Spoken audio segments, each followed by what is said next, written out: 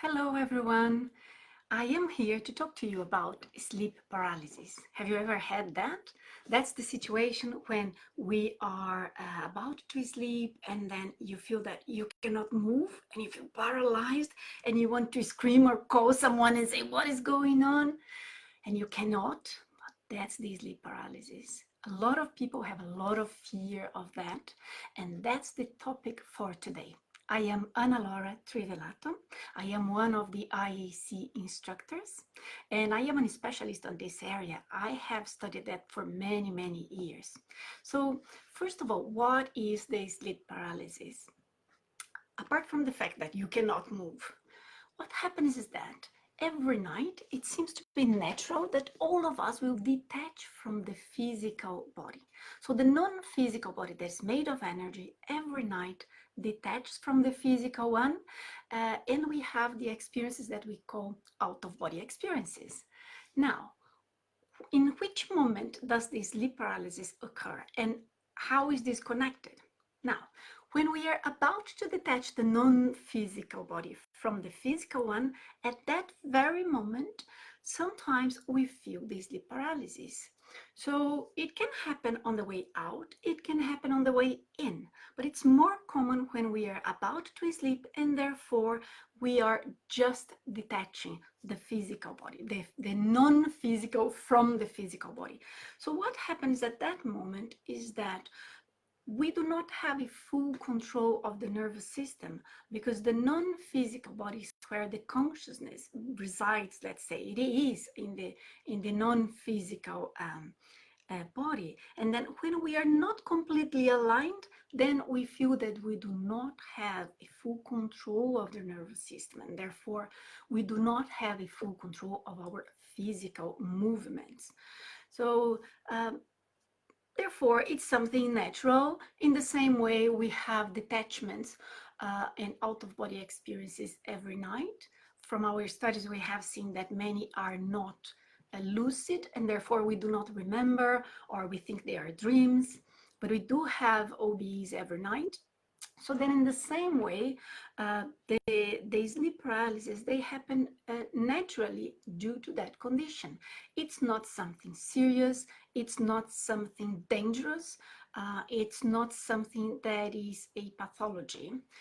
Generally happens for a period of time, not forever. And it's important that the person understands why it is happening and how can you face that? How can you change your attitude in order for you to be able to face that and change the results of these? A lot of people don't like it. A lot of people feel a lot of fear of that. But majorly, it's because they cannot feel they can control the situation. So there are many different reasons. The major one, actually, from my experience, is that people feel they cannot control.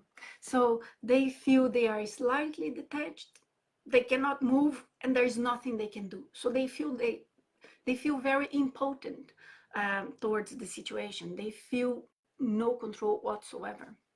And that in itself can be really, really strong for a lot of people. Another thing is that for a lot of people, they think they are dying because obviously you cannot move. And the first thing that makes us feel like alive is that I am in control. I feel things, I talk to people, I can do things, I can actively do things. And that is stopped at that moment. So a lot of people think they are dying, and fear of death is a big issue for majority of the people, a big issue that people don't talk about and they don't like to talk about. But that's an interesting one, and we could even do another live if you want about this. So you just put on the comments and then we do it. Another thing that happens is that there's a lot of negative stories about the sleep paralysis. It could be that the negative ones are the ones that appear the most, but actually from my experience, majority of people, they don't like it, they feel it's negative, they feel fear, and they don't want to repeat the experience again. But in the end, as this is a natural experience, once you know how to deal with that, you can even enjoy it. So what would be the reasons that people fear that so much if this is something natural and we do have it once in a while. So the number one reason is because it's unknown. It's an experience that you don't know how to react, you don't know what to do, and you feel you are powerless. You just don't know. Another thing is that when, according to the explanation that I just gave on the disconnection from the non-physical body, you are slightly outside of your body. And a lot of people, they do not know how to react outside of the body. Actions, communication, the way you do things are completely different. So people try to scream or run. That's not going to work. That's not the way for you to deal with that. So you need to learn how to deal with this. The first thing is learning how to deal with energies. But anyways, number one, unknown situations. Another one is that because of the moment when we are detaching from the physical body, we have an expansion in our energies, and generally we expand our perception. Body is slightly disconnected, so it's not far away, it's just slightly above or close to the physical body. So your senses or your perception of the environment is not just the one we have just here, just now, using our physical senses, our hearing, our sight. It's not the same. It's a lot different and a lot expanded. So it means that you may perceive the environment, the energetic environment in your bedroom. For a lot of people, just that is enough to be afraid.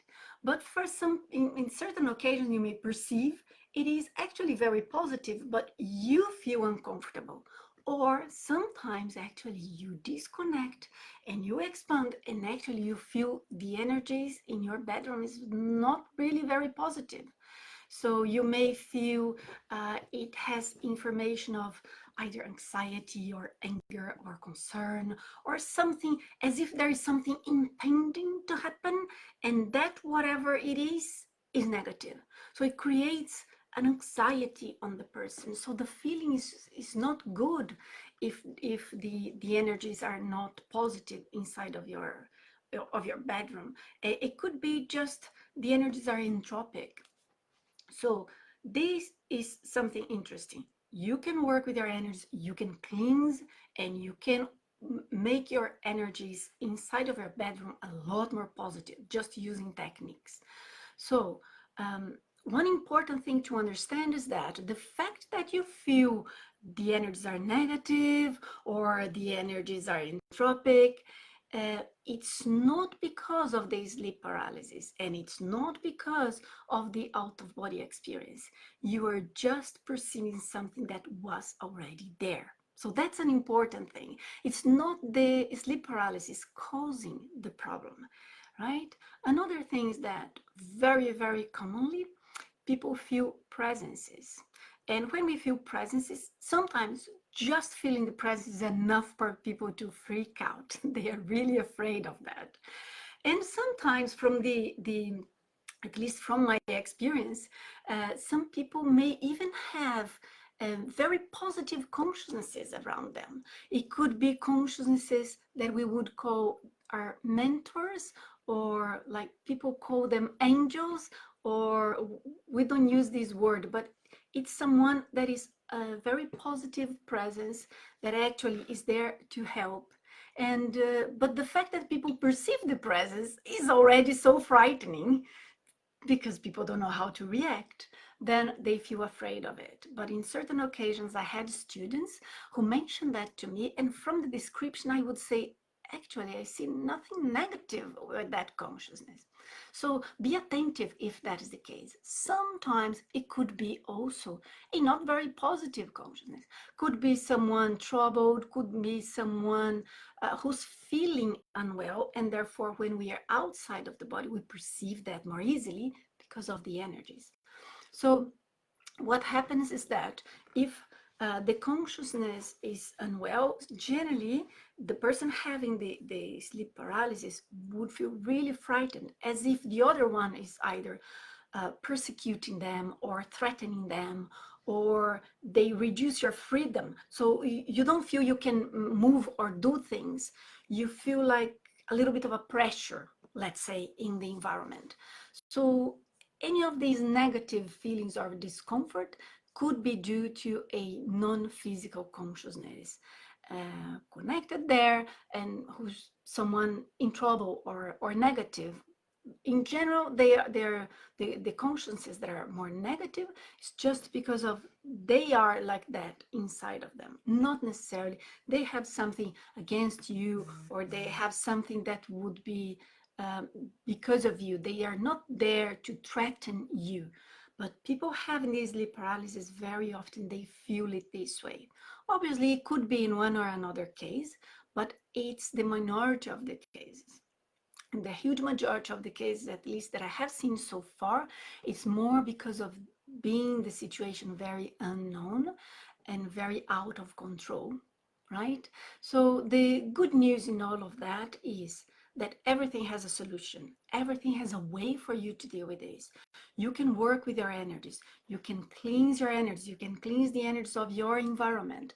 And you can actually even help these consciousnesses, and they will not interfere or in your environment any longer. So the number one thing is that you need to protect yourself. You need to be yourself very balanced. You need to be with your energies in a very good equilibrium, and you need to be prepared. When we are prepared, everything is easier. Not that any situation is easy, but preparation is key in this case. Also, another key is information. You need to understand why this is happening, what could be the cause of the situation, and how to react. So the number one thing is to learn how to deal with your own energies. You need to be well despite anything else. Obviously, it takes a little bit of training, but it's possible. And that's the point number one that we need to remember. And the more you know you are capable of, more capable you are. This is a sensation of self-efficacy. You know you can do it, and that makes you more prone to succeed. So there are techniques with energies in which you protect yourself to a point that you feel well, you are not contaminated by the situation, and you can actually expand your energies to your environment, improve the conditions in your environment, and even help the consciences that are troubled, let's say, there. So these are topics that we cover in our CDP Consciousness Development Program, that for a while we are giving some modules for free, and it includes the techniques for you to improve your energies in a way that you can do a proper self-defense. And that's not for you to think that you need to defend because you are being attacked. You need to be well, so you don't even feel attacked, so much so that you can help other ones around. So the techniques will help you feeling better, help you helping the other ones. And it requires a little bit of training. It needs to be well done, but the techniques are not very complex. If you are interested, we have these courses. I'm going to add to the description a link that you can follow, and you can have a freebie, a technique and some modules that you can see and will help you to feel better and to face the situation in a positive way. That's, I suppose, super important. It's so important to conquer your fears. Once you do, number one, you're not going to restrict yourself from other experiences in life.